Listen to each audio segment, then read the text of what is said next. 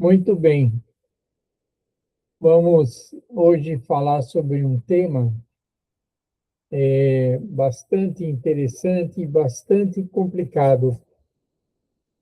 À primeira vista, parece que é um tema simples, mas quando a gente estuda com profundidade, a gente percebe que este tema praticamente é a chave, o elemento chave de toda a doutrina espírita, porque envolve a crença na reencarnação, a crença nas possibilidades que os espíritos têm de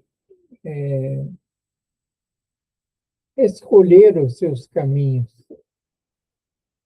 Então, esse tema de hoje, que é o livre-arbítrio, deve ser encarado por nós todos desta reunião mais como um bate-papo do que como uma palestra, porque existem muitas interpretações e muitas situações difíceis de se esclarecer, porque nós ainda não temos uma capacidade intelectual e moral para entender todo o desígnio da criação.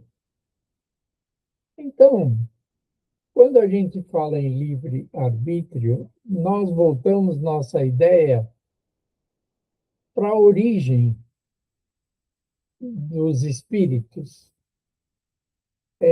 Como nós sabemos, todos os espíritos são criados simples e ignorantes.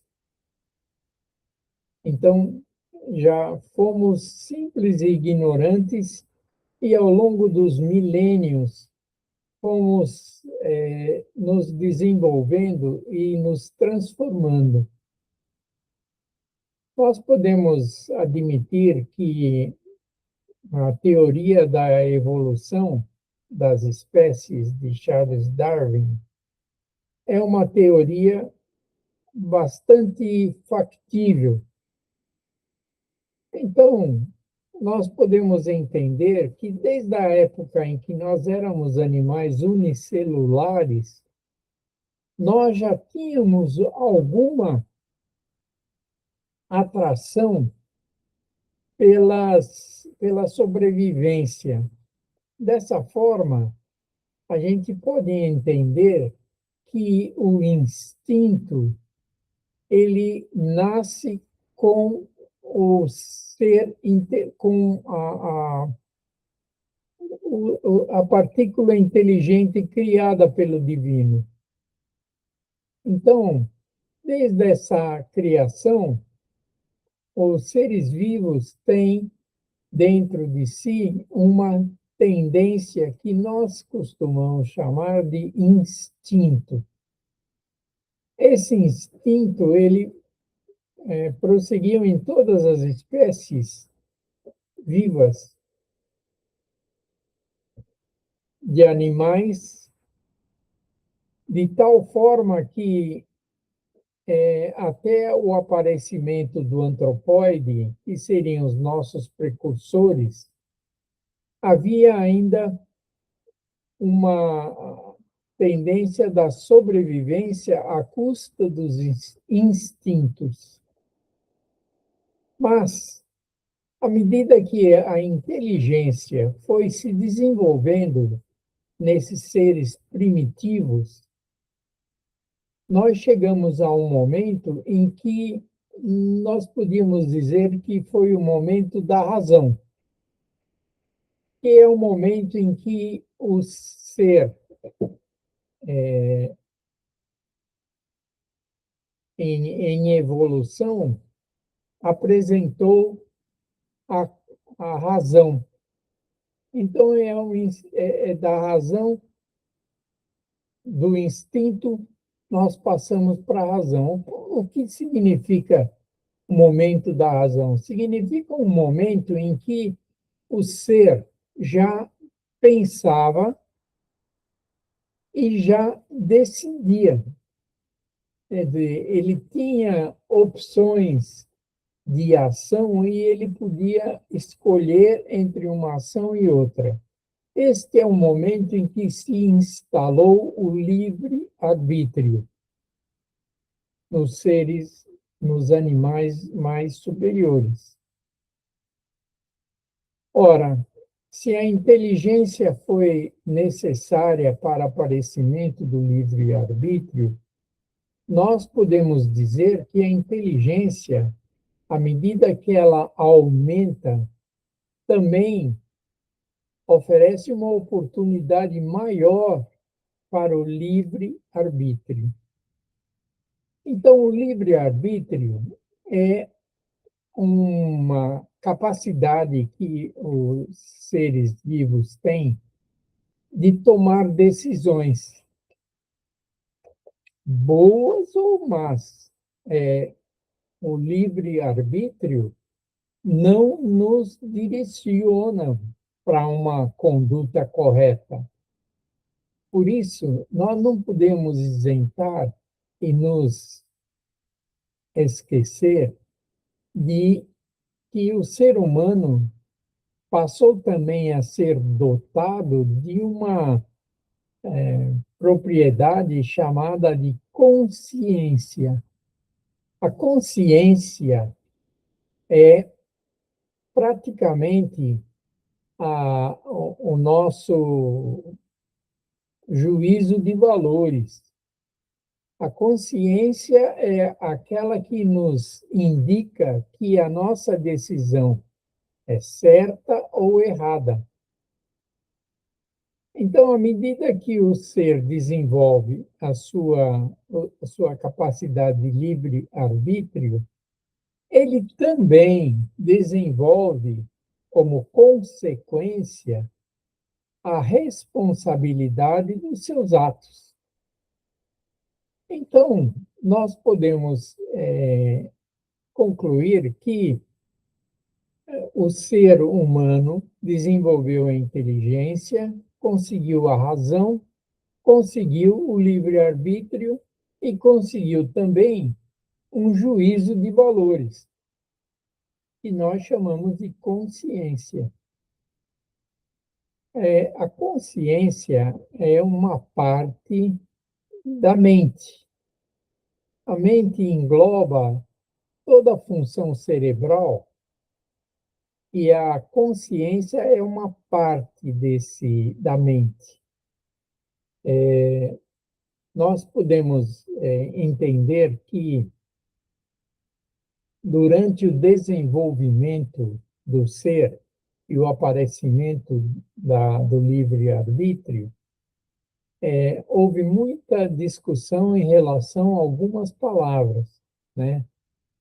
Uma delas, que é bastante discutida dentro do espiritismo, é uma palavra chamada determinismo. Determinismo seria um acontecimento que não deu ao espírito uma opção. Praticamente não existe determinismo. Depois tenho que falar também da palavra fatalismo. O determinismo pode acontecer e é interessante porque o livre-arbítrio não é uma propriedade do encarnado, é uma propriedade do espírito. E nós podemos dizer que é uma ferramenta guiada pela consciência. De tal maneira que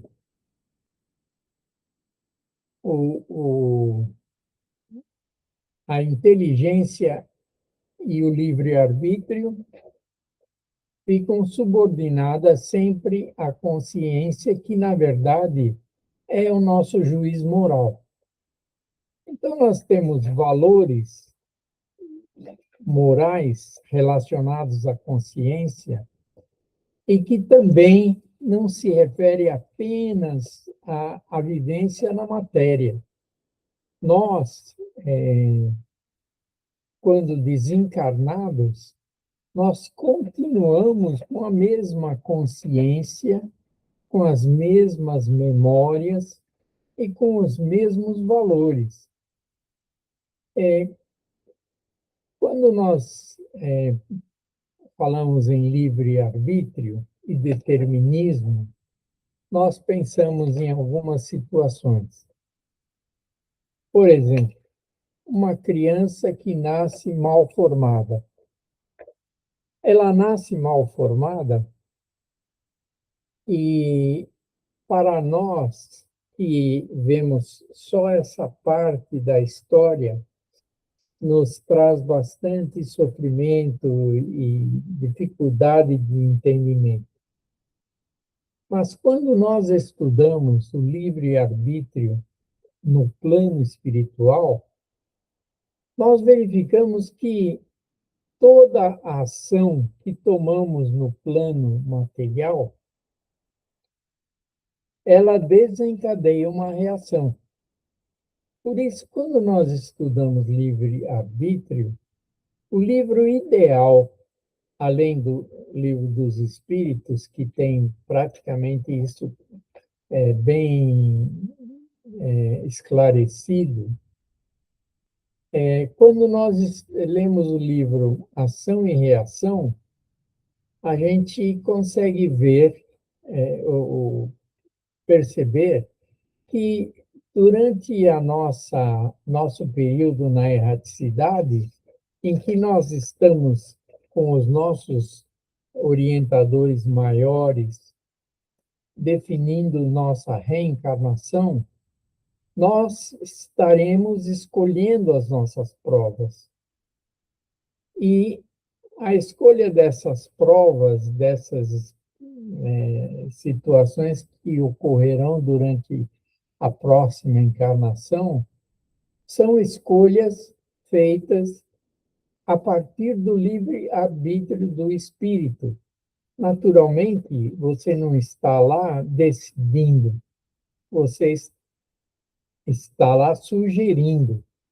O seu mentor, o seu protetor, estará junto para definir a sua prova de vida. Então, quando você sabe que tem que fazer um resgate, porque cometeu muitos erros, você vai definir as provas que serão estabelecidas para a sua próxima encarnação.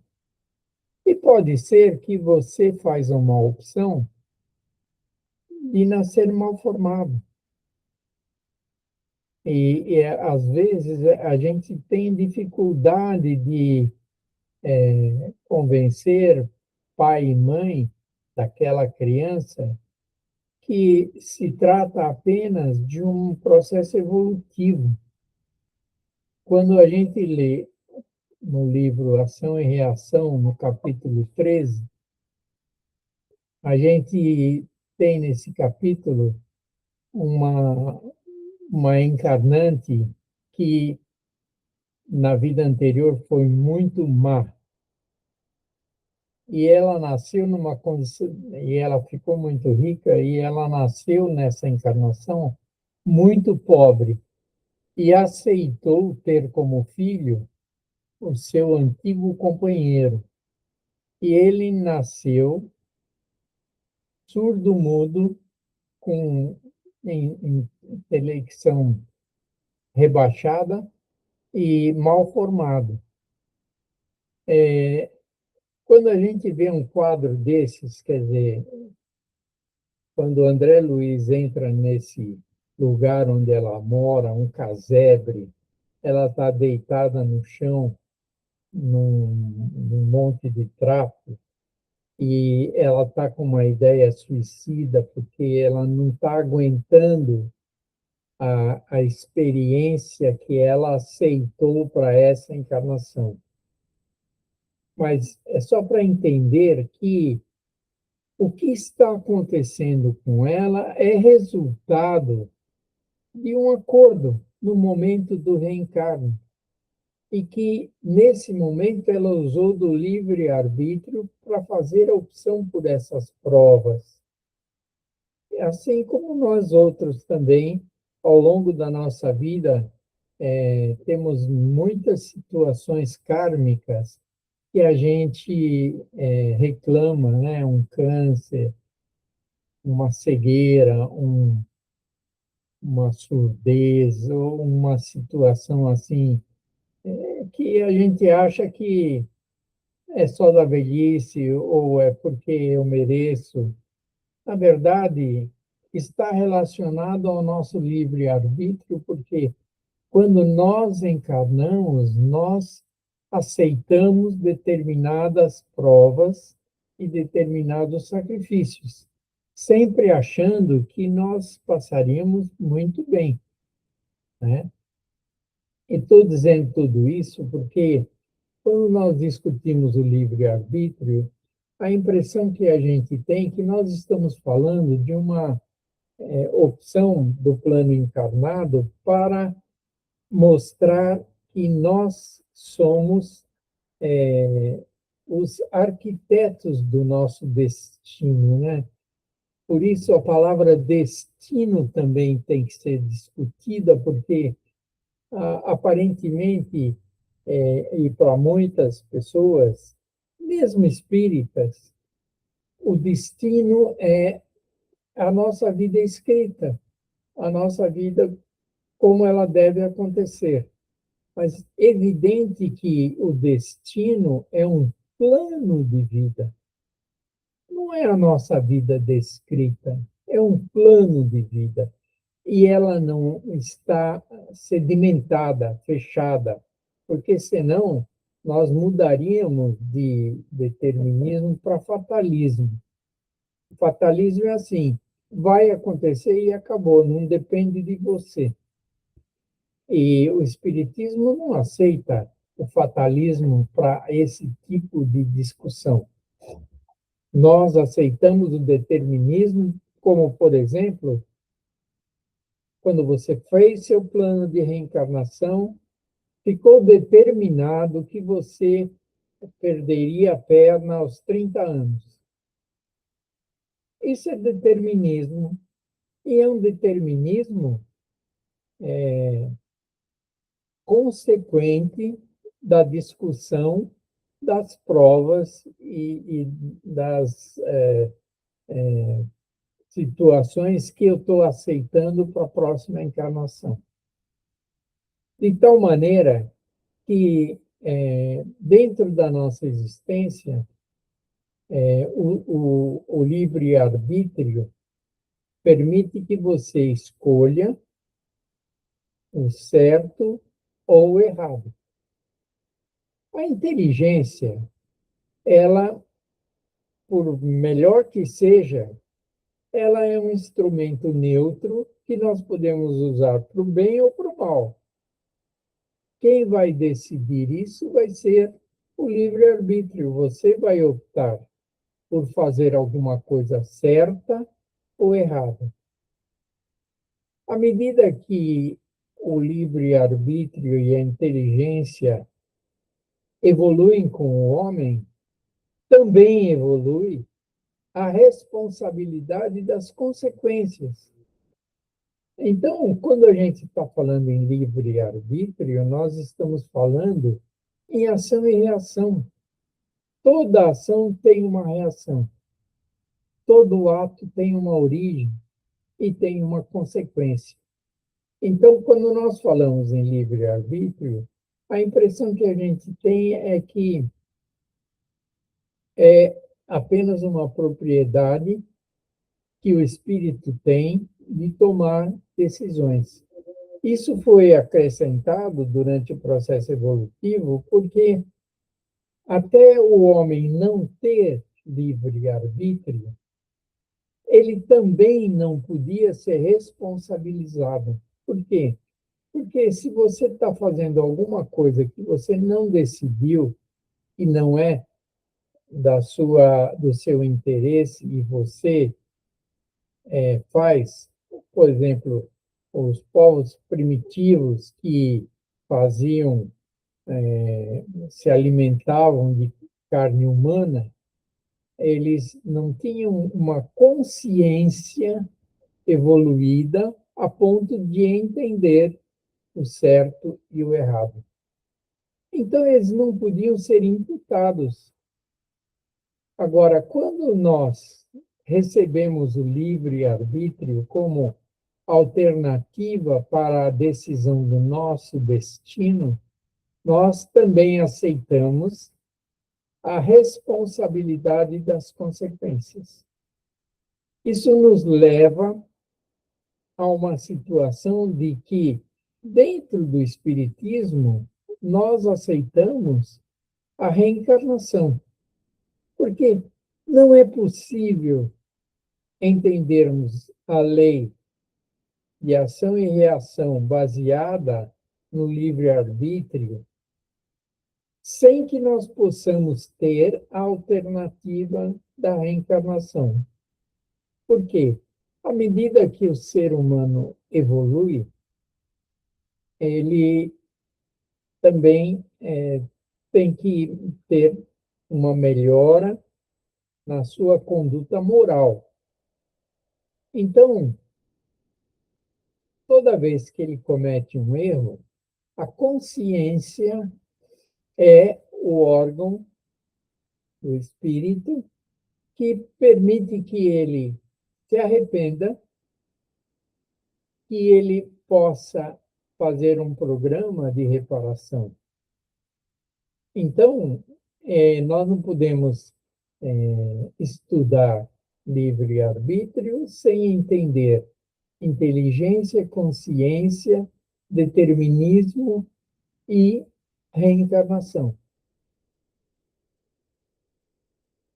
E aí nós vamos entender o fundamento da vida. Para que serve esta vida? Né? Nós sabemos que a felicidade não é desse mundo, mas nós estamos fadados a chegar a ser feliz num mundo muito mais evoluído que o nosso. Milênios passarão, mas o caminho é inexorável. Nós sempre progrediremos em direção à perfeição, ou seja, em direção aos mundos celestes, né? E voltamos, então, como partícula ao Criador. Dessa forma, a gente pode entender que o mecanismo que permite que você evolua e chegue até um mundo celeste é o livre-arbítrio, quando você consegue, já entendendo o certo e errado, sempre fazer opção pelo certo. Evidente que existem situações em que, quando nós pensamos, por exemplo, num ovoide córnico. O que é um ovoide córnico? É um ser que, durante as suas vidas encarnadas, produziu tanto mal que ele está incapaz de se regenerar para uma conduta humana e progressista para a evolução espiritual. Ele precisa ser atendido, assistido, para poder sair da situação daquele pensamento chamado ideação única, né? Ele sempre tem o mesmo pensamento, para ele voltar a caminhar na direção do progresso do espírito, nas reencarnações sucessivas. E já falamos também que um dos assuntos mais importantes que nós temos dentro do Espiritismo é a tal da reforma íntima. Quando nós falamos em reforma íntima, nós estamos falando em que nós precisamos nos preparar melhor para o processo evolutivo. E o que consiste a reforma íntima? Praticamente consiste em lutar contra os resquícios ainda de instintos que estão habitando o nosso interior. Porque a maioria das vezes nós reagimos ainda como um ser humano primitivo, porque em determinados momentos, ao invés de usar a razão, que demoramos milênios para conquistar, nós usamos o instinto. E é muito interessante imaginar, né? Nós éramos instintivos e só instintivos. À medida que ganhamos a razão, o instinto deveria começar a ser diminuído até ser completamente esquecido. Mas, hoje em dia, ainda nós reagimos instintivamente a muitas situações. Ora, nós sabemos que a reação a um acontecimento desastroso deveria ser pautado por um momento de razão e de consciência, mas efetivamente não é o que acontece. Então, quando nós pensamos em reforma íntima, nós estamos pensando em que nós precisamos aprimorar o nosso livre-arbítrio baseado no Evangelho. O Evangelho é o livro da prática diária, não é o livro teórico das filosofias, né? É um livro de práticas, práticas sociais. E ele tem uma base de evolução moral. Então, nós temos hoje em dia uma dificuldade muito grande quando nós falamos em livre-arbítrio, e a pessoa pode fazer um livre-arbítrio entre uma atitude que tenha um fundo ou uma essência espiritual ou uma atitude que tenha um fundo material. Nós estamos vivendo numa sociedade hoje excessivamente materialista. Isso dificulta muito o livre-arbítrio com tendência espiritual. Quando a gente fala em tendência espiritual, nós estamos falando em tendência moral. Então, o materialismo ainda impede que as pessoas façam uma reforma íntima, porque na reforma íntima você aprende a fazer certas rejeições a determinadas situações que são sem nenhum valor moral. Quando Paulo diz que a mim tudo é lícito, né? Mas ele faz só o que me convém, só o que lhe convém.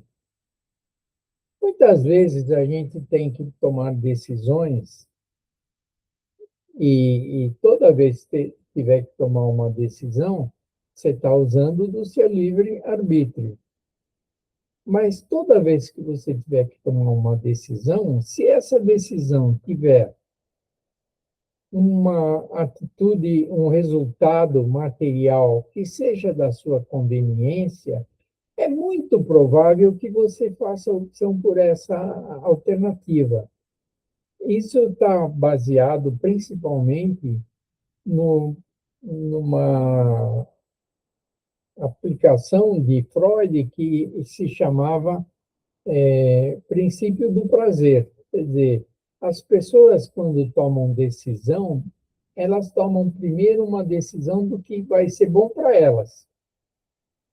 Depois, Freud percebeu que o princípio do prazer ele era, de certa forma, barrado pelo princípio da realidade.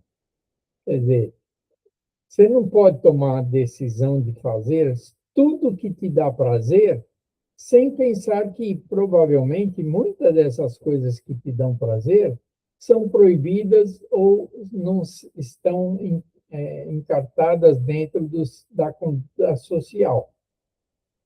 Mas, de qualquer forma, como nós falamos em reforma íntima, e falamos também que a reforma íntima é você aplacar as suas reações instintivas e usar o seu livre-arbítrio para tomar decisões sempre coerentes. Quando nós falamos que você pode fazer uma opção de encarnar, por exemplo, numa família pobre, então você vai ser pobre. E os seus familiares podem ser ruins. Como você reage a esta situação? Se você reclama que Deus não foi bondoso, te colocou naquela família, você está esquecendo que nós não podemos julgar e atribuir a Deus as dificuldades que nós encontramos durante a nossa existência. Nós não podemos atribuir a Deus, mesmo porque, dentro do Espiritismo, nós sabemos que nós vivemos uma vida para reparar erros e aprender coisas novas. E reparar erros também é aprender coisa nova, porque quando você escolhe uma prova, aquela prova não é um sacrifício e não é um castigo. Aquilo é uma lição. Então, a, a reencarnação baseada em processos kármicos, ela é uma forma de ensinamento. Por isso nós chamamos de que determinados acontecimentos são pedagógicos. Tem como função ensinar. Então, o sofrimento que nós passamos durante essa existência, ele está baseado, está relacionado ao fato de que nós ainda estamos em aperfeiçoamento espiritual, em evolução espiritual, e essa evolução depende muito de mudanças que nós temos que fazer dentro de nós mesmos. Então, conclusão, a reforma íntima, ela é uma forma de você começar a melhorar a sua condição de livre-arbítrio para as coisas boas. Dessa maneira, o livre-arbítrio ele está relacionado à mente, à consciência, à inteligência, está relacionado a determinismo, fatalismo nós já excluímos, né? E é um ganho que o ser humano ainda não entendeu, né? O livre-arbítrio, veja bem, o ser humano muitas vezes não entendeu. E muitos seres humanos não sabem nem o que é livre-arbítrio, né? E quantos erros cometemos, né? Quantas decisões que nós tomamos em determinada situação, achando que seria melhor e era a pior. Tanto que uma camiseta uma vez estava escrito assim: livre-arbítrio, livre-me porque não sei usar. Então, se a gente pudesse optar para não ter o livre-arbítrio, nós não teríamos também responsabilidades. Então, o livre-arbítrio é um ensinamento, é uma propriedade, é uma ferramenta que você usa para tomar decisões certas ou erradas. Essas decisões têm consequências que você carrega para a consciência e leva para esta e para outras vidas. Então, nós costumamos dizer que livre-arbítrio existe intervidas. Quer dizer, você quando nasce, você já nasceu baseado em algum momento que você decidiu que determinados acontecimentos deveriam ser parte do seu ensinamento. Muito bem. Eu gostaria que as pessoas fizessem algum questionamento, porque esse tema, às vezes, ele é difícil mesmo, né? E é difícil porque quando alguma coisa nos desagrada, por exemplo, uma doença, a pessoa ter um câncer pode ser kármico, quer dizer, você, por alguma razão, optou por ter um câncer em determinado órgão, em determinado momento da sua vida. E você, quando tem, vai reclamar muito e vai ouvir o que eu sempre ouvia. Por que eu? Que Deus tem contra mim? Eu que sempre fui um cara muito bom, por que que eu tenho que ter esse câncer e não o meu vizinho? Então, é, nós ainda não estamos preparados e deveríamos estar cada vez melhor preparados, né, a cada encarnação. Mas ainda a gente não consegue lembrar do que fez na última encarnação para passar o que está passando hoje. Mas o certo é que a única coisa que não pode é reclamar, é batalhar para superar aquela situação. Mas reclamar não. Teoricamente, não tem direito a reclamar. Então, já que o livre-arbítrio é a ferramenta que nos conduz à ascensão espiritual ou à derrocada espiritual, nós deveríamos prestar mais atenção em momentos em que você toma a decisão. Tomar decisão deve estar sempre baseada em evangelho. Quantas vezes a gente ouve falar assim, o que Chico Xavier faria nesse caso, né? O que Jesus faria nesse caso? Para poder entender que a decisão não pode ter alguma tendência de benefício pessoal. Então, acho que o livre-arbítrio é essa ferramenta que todos têm e muitos usam mal, né? Porque é engraçado mesmo, né? Cada vez que uma pessoa tem que decidir entre uma porta estreita e uma porta escancarada, ele vai para a porta escancarada, né? E geralmente comete muitos enganos.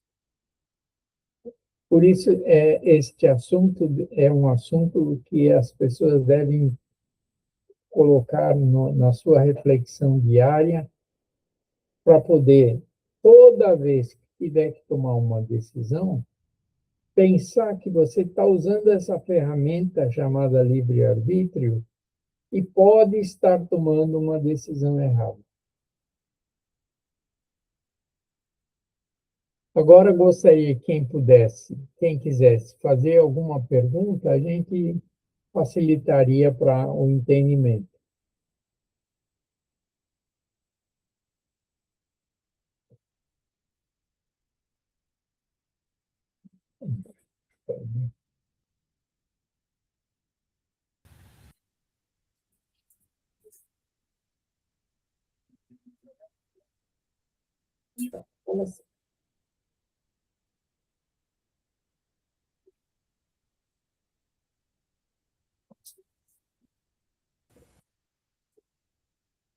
Então, vou fazer uma pergunta.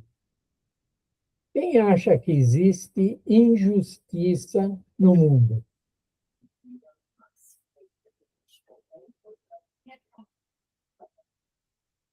É injusta essa pergunta, hein, doutor Pedro? Não, mas vou dar minha opinião aqui do referente a esse ponto, né? Ah, tudo na prática é ação e reação, efeito e causa.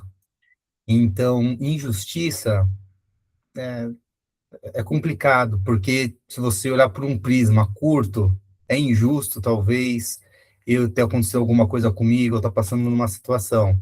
Mas se eu olhar um pouquinho mais à distante, eu vejo que não é tão injusto. Às vezes foi alguma coisa que eu fiz, um aprendizado que eu não tive quando eu era menor, então não é tão injusto, é mais uma consequência. Ou se a gente olhar mais amplo ainda, às vezes estou passando por alguma coisa que eu estou resgatando lá de uma outra existência, de um outro momento, né? Então, é complicado. Então, injustiça, não sei o tal quanto existe mesmo, né? Então, você mesmo definiu que injustiça não existe quando você vai a fundo para saber por que está passando por aquela situação. Então, toda situação de sofrimento é um momento de aprendizado. Então, nós não podemos dizer que existe injustiça. Pode existir injustiçado, mas não existe injustiça no mundo. O Chico Xavier falou isso, né? Existe injustiça. Você olhar o mundo que nós vivemos é cheio de injustiças, mas não existem injustiçados. Algum motivo existiu para a pessoa estar passando, né? Sim, eu concordo. E assim, e tudo serve realmente, pegando até essa última frase do Dr. Pedro, para crescimento, né? Tanto que no estoicismo tem uma parte que o pessoal fala assim, por que que os homens bons, né, as pessoas boas sofrem? Então, existe todo um estudo em cima dessa frase, que é o quê? É para evolução. Então, não é o sofrimento, é momentaneamente, naquele momento que está acontecendo alguma coisa. Uma pessoa que talvez não esteja preparada, ela pode sucumbir e precisar passar novamente em algum momento. Mas uma pessoa mais resiliente, que vai tentar pensar, é difícil, mas vai tentar abrir mais assim a mente, pode ser que tire algum aprendizado, né? Isso aí. Uma pessoa que é atropelada e quebra a perna, foi um determinismo, foi uma casualidade. Talvez alguém acredite em sorte e azar. O que vocês acham?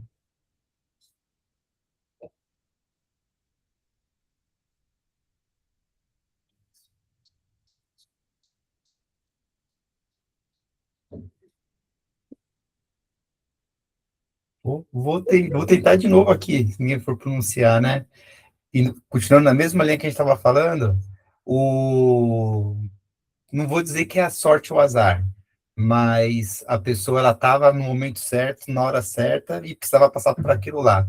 Às vezes podia ser uma coisa muito pior, mas para frente poderia acontecer. Às vezes ela poderia, né? Então assim, o, pode ter sido um resgate, pode ter sido uma situação, pode ter sido até uma situação mínima que ela passou, pode. É verdade. A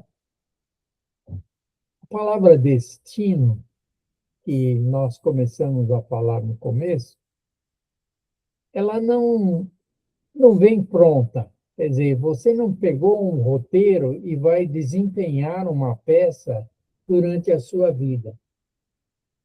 Você fez um programa e, através desse programa, você vai viver a sua vida. Pode ser que você cumpra tudo aquilo do programa, pode ser que você mude o programa. E sobre isso, é importante frisar o seguinte: muitas doenças ficam estabelecidas durante o processo de opção por provas na reencarnação. E a gente fica assim interessado em saber se essa doença realmente ocorre. Então, o que diz os espíritos? A pessoa pode ter um programa para determinada doença, por exemplo, um câncer de mama, e durante a vida dela, ao invés dela chegar num momento e ter um câncer de mama, ela tem um nódulo benigno. Por que que houve uma mudança nessa programação? Exatamente porque ela fez por merecer uma mudança ao longo da sua existência. Então, as pessoas que adotam o Evangelho como um livro de cabeceira para no dia seguinte cumpri-lo, tudo bem, é uma pessoa que pode ter o seu karma diminuído naquela existência pela melhora que ele exibiu durante a sua evolução. Mas, se a pessoa tinha uma programação para ficar afastada das atividades durante 1 mês ou 2 meses, então ela foi atropelada e quebrou a perna para fazer esse afastamento de atividades. Isso pertencia ao programa dela, né? Não foi um acidente. Então, como nós devemos interpretar esses momentos, é assim: por que eu escolhi ter que passar por esta prova? Isso se refere da mesma forma às doenças. Alguém desenvolve uma doença respiratória e a gente sempre pergunta assim: por que será que ele escolheu ter essa doença respiratória? Né? Assim como tem doenças malignas do intestino, infartos e dores no joelho, né? Então, essas ocorrências, elas são parte do ensinamento. A pessoa tem a oportunidade de encarar como ensinamento e não se revoltar, porque o que acontece com a maioria das pessoas que não conhecem o livre-arbítrio? Elas se revoltam quando alguma coisa de mal acontece. E quando se revoltam, piora o karma, né? Porque ela tinha um karma para resgatar determinada situação, aí ela se revolta e fica pior ainda. Ela vai ter que usar mais 1 ou 2 encarnações para poder superar essa dívida, né? Eu estou vendo aqui, ó, está escrito: você pode nascer com limitações físicas, em um ambiente difícil, em desafios emocionais, mas a forma como você reage a isso é escolha sua, né? Quer dizer, algumas coisas podem estar pré-determinadas, mas como você vai reagir a isso? Com revolta ou com entendimento, né? Essa é uma das coisas que a gente precisa sempre estar alerta, né? A gente tem uma tendência a, a reclamar, né? Sempre achar que não tinha que acontecer isso. E muitas vezes a gente vê, por exemplo, uma criança que nasceu com paralisia cerebral. Não fala, não anda, não se cuida, ela tem dependência total. Como ela vai resgatar? O que ela pode fazer para resgatar erros anteriores? Na verdade, ela não pode fazer nada. Ela fica aprisionada no corpo até desencarnar e voltar para uma nova experiência. Então, alguns débitos, né, são chamados de débitos estacionários, porque a pessoa veio, não pôde fazer nada, só ficou presa dentro do corpo. Hoje nós temos um aumento brutal de crianças autistas, né, em diversos graus. E o autismo é uma criança que nasceu normal. Nós não conseguimos encontrar nenhum déficit neurológico para aquele comportamento. No entanto, sabemos hoje que o autismo é um resgate familiar. E a criança sofre, né? Porque ela não é compreendida, ela não consegue nos casos mais graves, né? Alguns casos ainda existe comunicação, apesar de serem poucos casos. Mas uma criança que não tem opção nenhuma de poder se desenvolver intelectualmente. Nós sabemos que alguns autistas são tão solitários em determinado setor que aquele setor ele domina completamente, né? Alguns físicos, alguns matemáticos, alguns cientistas, né? E até jogador de futebol como o Messi podem ter um autismo e serem brilhantes em determinado setor. Eles não se socializam nunca, mas naquele setor que eles são especializados, eles são os melhores. Mas vão passar por uma vida sem ter uma vida completa, sem ter emoções e sentimentos que a maioria das pessoas tem. Mas também são opções. Muitas vezes a gente fala em opção pré-encarnatória, mas existem alguns casos em que a reencarnação compulsória não permite ao reencarnante a opção de escolher a sua prova. Isso é um determinismo baseado no karma da pessoa, do espírito. Então, nestes casos, realmente o orientador maior vai definir o karma daquele espírito.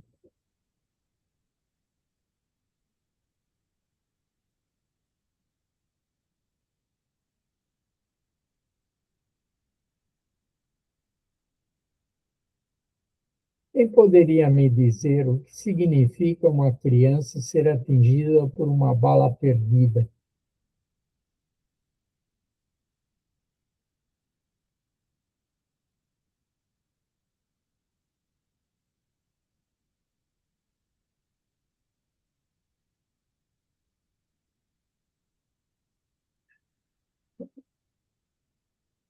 Claudinho, você é o único interlocutor aqui. Eu estou ouvindo quietinha, porque eu não sei nem o que dizer. Essa questão também que eu até hoje fico um ponto de interrogação. Assim, são duas frentes que eu consigo imaginar, né?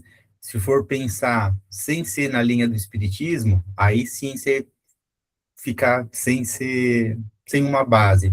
Mas se você acabar caindo, por exemplo, numa linha no espiritismo, você acaba entendendo, talvez, ali, ou tentando entender, né? Que é uma coisa que vem de antes, que não vem de agora, não é uma coisa momentânea agora na vida, entendeu? É alguma situação que você precisou passar ou precisa que alguém na família passe, então, assim, é quase um equilíbrio, né, acontecer. Então, às vezes é uma experiência que você teve uma fase que você precisa passar aqui no planeta Terra, às vezes para ter um contato e precisa passar, mostrar para aquela família uma experiência, por exemplo, já foi um acordo combinado vindo de antes. Então, assim, é relativo, mas uma dessas duas linhas, talvez. Ó, acho que eu falei besteira, o doutor Piro tá até rindo, tá vendo? Não, para mostrar só que quando nós falamos em livre-arbítrio, a impressão que é um tema bastante simples e que está relacionado à nossa evolução espiritual em função de que você desenvolve um karma ou um dharma, dependendo da maneira como você faz suas opções, né? Mas existem situações difíceis para a gente entender. Por isso que acho que a gente deveria lembrar que Deus é justo e bom, que ele jamais iria se vingar numa criança de 9 anos que estava lá no chão do barraco estudando, por causa de qualquer coisa que tenha existido e que ele tenha se vingado, né? Então, acho que nós, de vez em quando, esquecemos da fé e esquecemos de que, se Deus é infinita misericórdia e justiça, não poderia ter acontecido isso por um acidente, né? Devemos acreditar que esses acontecimentos são parte da experiência de crescimento espiritual dessa família. Então, não pode existir dúvida, né? Porque quando você fala assim, talvez, pode ser e tal, não, vamos partir do princípio que Deus é infinitamente bom e justo. Ele não permitiria um acontecimento fortuito, né? Aconteceu, foi uma desgraça, foi um azar, né? Então, nós podemos entender a partir daí que a nossa vida, nosso destino é construído por nós mesmos, né? O nosso atual destino e o nosso destino do futuro. Então, se nós tivermos convicção disso, nós vamos pensar duas vezes antes de começar a tomar decisões de interesse unicamente pessoal.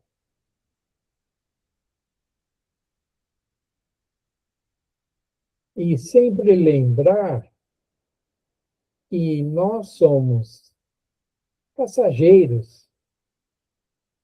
Nós vamos, em algum momento, voltar para casa. E nós estamos aqui para aprender as lições, né? Mas quando a gente tem dúvida ainda de determinados acontecimentos, mostra que ainda nós estamos meio inseguros quanto a essa bondade infinita de Jesus e essa misericórdia infinita. Talvez ele não seja tão bom assim, né, Claudinha?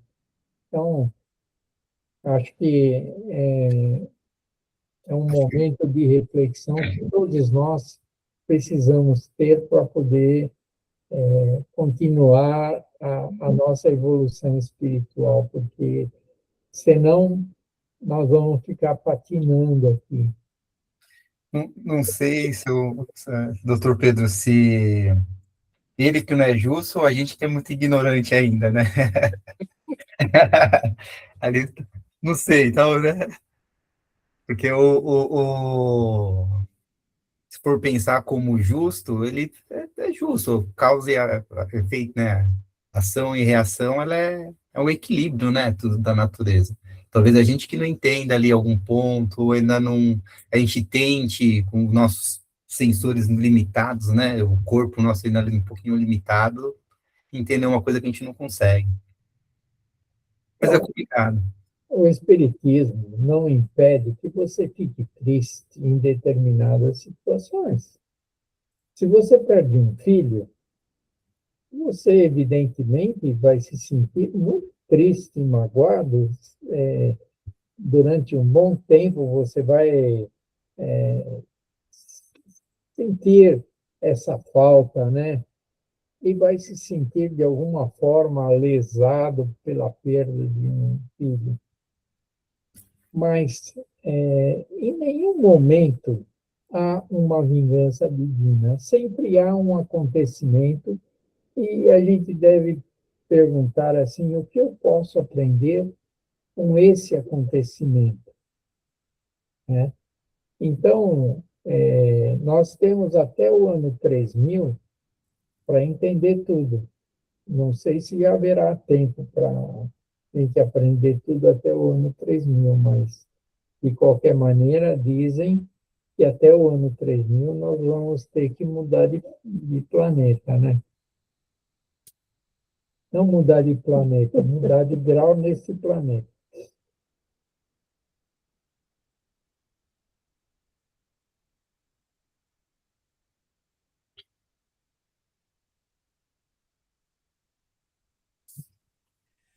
Ô, doutor Pedro, ainda bem que vocês não trabalham na vara da infância. É? Ainda bem que vocês não trabalham na vara da infância. Que sorte a de vocês. Sim, sim. Tô brincando, é que hoje teve tantos casos difíceis, tão difíceis, que eu tô assim, tão sensível, sabe? Mas graças a Deus eu tive a oportunidade de nascer num berço espírita e saber desde sempre que tudo tem porquês, né?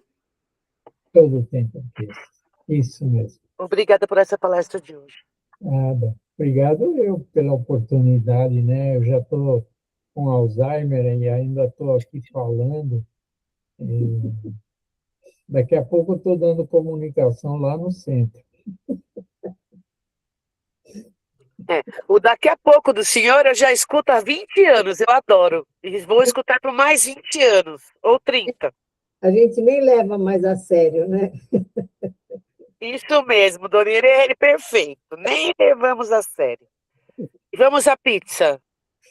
Vamos à pizza. Eu vou marcar com a sua mãe. Então, meus queridos irmãos, muito obrigado por terem a paciência de terem ouvido aí. Eu acreditava que tinha muita dúvida, porque é um tema que suscita muitas perguntas, né? E muitas dúvidas dentro de si também, né? Mas quando a gente demora para chegar lá, né? Mas quando a gente chega a entender a diferença entre o certo e o errado, do ponto de vista moral, já não temos mais desculpa para escolher o errado. Então, obrigado por terem ouvido. Vamos pedir ao nosso Criador, nesse instante do encerramento, que permita que nós possamos entender melhor, cada dia mais claramente, para podermos tomar as decisões corretas. Senhor, ainda somos tão pequenos, tão minúsculos. Nossa capacidade de entendimento é tão pequena, por isso erramos tanto. Nos perdoe pelos erros cometidos que feriram alguém. Que possamos entender, perdoar sempre, porque esse é o caminho. Agradecer sempre pela misericórdia de estarmos na doutrina que nos consola em todas as situações de sofrimento. Mestre querido, derramai a sua bênção sobre todos aqueles que participam desse grupo, pela atenção e pela vontade de melhorar. Em especial, Senhor, pedimos.